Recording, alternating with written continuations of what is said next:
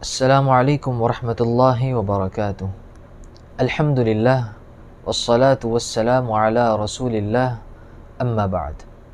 آج ہم بات کریں گے نبی کریم صلی اللہ علیہ وسلم کے چوتھے غزوے کے متعلق۔ 2 ہجری میں جمادی الاولیٰ کے مہینے میں نبی کریم صلی اللہ علیہ وسلم کو خبر ملتی ہے کہ قریش مکہ ایک بہت بڑا تجارتی قافلہ تیار کر رہے ہیں، جس کے بعد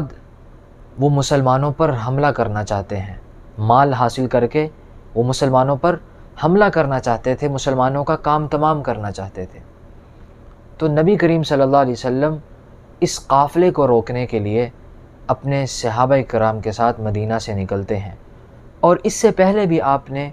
نبی کریم صلی اللہ علیہ وسلم کے 3 سرایہ کے متعلق جانا اور 3 غزوات کے متعلق، اور ان کا مقصد بھی یہی تھا کہ نبی صلی اللہ علیہ وسلم صحابہ کرام کو بھیجتے تھے یا خود جاتے تھے کہ قریش کے قافلے کو روکا جائے، ورنہ وہ فساد پیدا کریں گے۔ تو ایک یہ بھی جہاد کا مقصد ہے، زمین سے فساد کو ختم کیا جائے۔ اور جیسے کہ آپ نے غزوہ صفوان کے اندر جانا کہ کس طرح قریش مکہ نے مسلمانوں کے مویشی چڑا لیے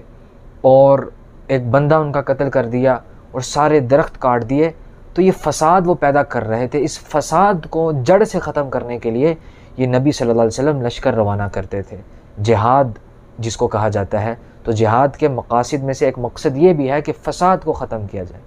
تو اب قریش مکہ کے اس فساد کو ختم کرنے کے لیے، ان کے اس پلان کو ختم کرنے کے لیے نبی کریم صلی اللہ علیہ وسلم اپنے صحابہ کرام کے ساتھ مدینہ سے نکلتے ہیں،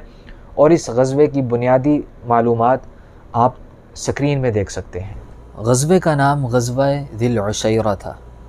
اور اس میں مسلمانوں کے امیر، قائد، لیڈر حضرت محمد صلی اللہ علیہ وسلم خود تھے، اور علمبردار یعنی مسلمانوں کا جھنڈا اٹھانے والے حضرت حمزہ بن عبد المطلب رضی اللہ تعالی عنہ تھے، اور سفید رنگ کا جھنڈا تھا۔ اور اس میں مسلمانوں کی تعداد 150 سے 200 مہاجرین صحابہ کرام رضی اللہ تعالی عنہم تک تھی، اور اس میں مسلمانوں کے پاس 30 اونٹ میسر تھے سواری کے لیے۔ اور پھر جب نبی کریم صلی اللہ علیہ وسلم ذی العشیرہ جگہ پر پہنچتے ہیں تو آپ صلی اللہ علیہ وسلم کو معلوم ہوتا ہے کہ قریش کا جو تجارتی قافلہ ہے وہ تو کافی دیر پہلے یا کافی دنوں پہلے ہی یہاں سے نکل چکا ہے،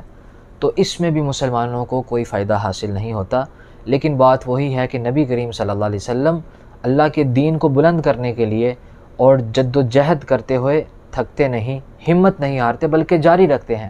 اور لیکن پھر ایک اور فائدہ یہاں ہوتا ہے جو پہلے غزووں کے اندر ہوا، کہ یہاں بنو زمرہ کے اور بنو مدلج کے کچھ حلیف رہتے تھے، ان سے نبی کریم صلی اللہ علیہ وسلم نے کچھ معاہدے کیے،